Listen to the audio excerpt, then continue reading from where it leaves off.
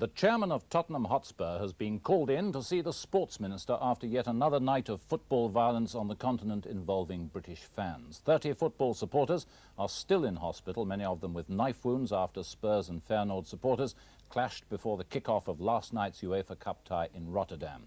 But returning Spurs fans said today, "Don't blame us, we didn't start it." Colin Baker reports. A football supporter, hand raised, prepares to plunge a knife into the back of another fan being beaten on the ground. It happened on the terraces of the Feyenoord stadium in Rotterdam last night before the start of the Spurs European Cup tie. What should have been a night of cup glory exploded into violence when rival fans clashed before a ball had been kicked. And once again, British soccer supporters found themselves at the centre of a shameful display of running battles, knife attacks and sheer hooliganism. Today, questions were being asked about the behaviour of the Dutch police. Only 170 of them were on duty at the stadium, despite a history of previous trouble between the two club supporters. Spurs fans returning home today were defiant and unrepentant about last night's events. The police had started some of the trouble, they said. I was out there in 1974 and it's just the same, it's just kept bothering us all the time. The police were just, as soon as there's any trouble, the police just went straight in and battered me. Yeah, they're too heavy, they batter you. Just got to batter out and just club it. That's it, no one there is trouble, you know what I mean? Most of the trouble started from the old bill, like. Yeah, just walk down the road and they just come up there and whack you with their truncheons, like, you know what I mean? The Tottenham fans accused the Dutch supporters of carrying knives.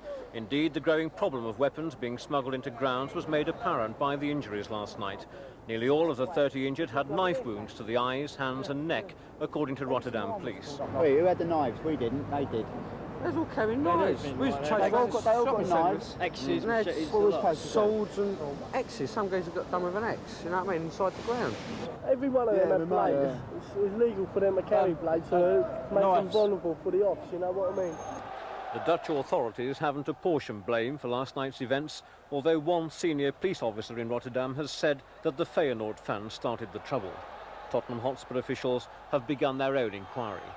Colin Baker, Thames News. Spurs isn't alone with the problem of soccer violence, but it's their chairman who's been called in to see the sports minister. I think we've got to analyse what took place last night, what occurred. I don't know. You see, there have been lots of matches where trouble didn't occur, and it may well be that the preparation and the planning taken by clubs was totally effective in most cases. This was an incident, an isolated incident, which I hope we will never see again. But we've got to assume that it could happen again, and we want to know how it happened and why it happened.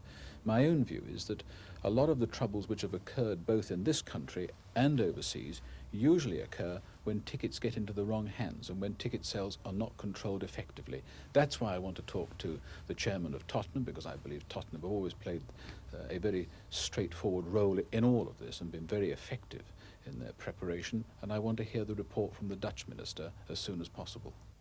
The riots in Rotterdam are the latest in a catalogue of trouble involving British fans at grounds in this country and abroad. And it's now being claimed that football hooliganism is politically motivated. Here's Graham Miller.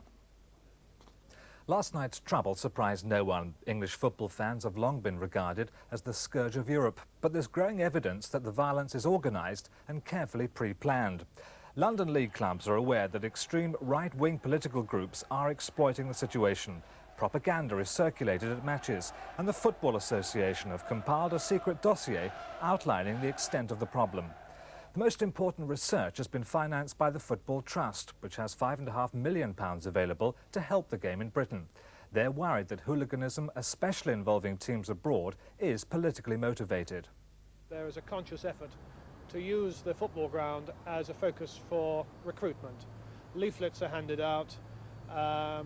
Aggravation is built up as being something which the young people who go to those matches can take part in, and it has a sinister and unpleasant political overtone. There are also rumours on the domestic football circuit that there are gangs that go around specifically to cause trouble. Have you discovered that? Yes, there's something called the Intercity Firm, which consists, as far as we can tell, and we're still really only in the early stages of our research on finding out just what they're up to, who tend to travel to away matches respectably dressed, in plain clothes, using ordinary British Rail service trains as opposed to football specials, and turn up at away grounds and then mingle with the home supporters and go into the home supporters' end with the sole object of causing trouble.